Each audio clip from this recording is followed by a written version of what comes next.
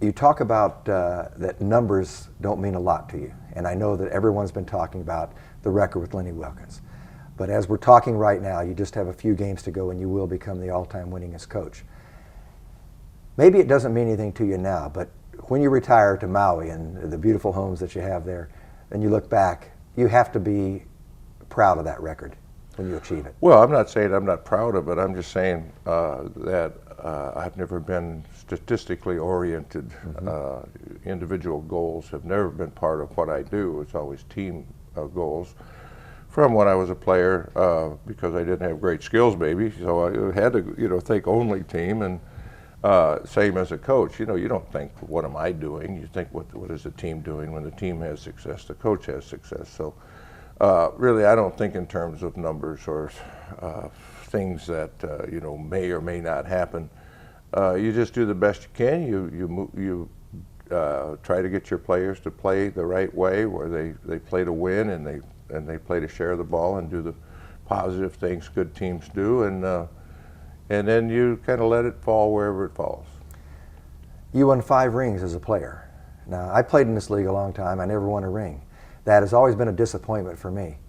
For you as an NBA coach, when you retire, if you have not won an NBA championship, would that be a disappointment? Not necessarily, because again, I've done the best that I could do at every location that I've been, and so there's nothing that you could do about that. Not everybody gets a chance to coach a championship team. As a matter of fact, very few coaches actually do, because usually when there's a winning team, that coach wins for a long period of time. I mean, look at Red Auerbach. There's 11 right there with one guy. Look at Phil Jackson. There's 12 there with one guy. And the other guys have 1, 2, or 3 with right. Good teams. So there's not a lot left over for the rest of us. And unless you have the best team, it's very difficult to win a championship. I did win one championship I'm very proud of that's hardly ever mentioned. That's when I coached the World Games. I did have the best team. We went undefeated. We did win a gold medal. Don, 31 years as a head coach in the NBA, and I know you've had a lot of great teams, and you've had some teams where it were challenges. This is probably the most unique year as far as injuries go, and tell me how it's been for you, because I know there's been some joy bringing up D-League ball players and having them perform at a high level, and also willing to learn, and you've launched some careers probably. Well, it's the most challenging year I've ever had. For a number of reasons. First of all, our team probably wasn't a really strong team to begin with, and then the injuries, just one after the other. It's just been the strangest year I think I've ever had. But I've really enjoyed the year, actually, in a lot of ways, even though it's been a struggle.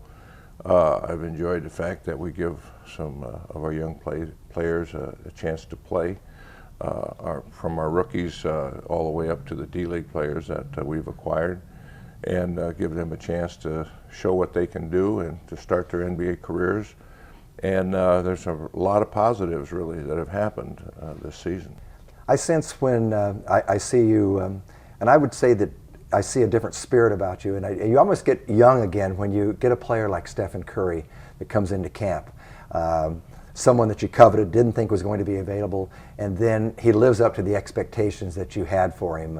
That has to make you feel very rewarded.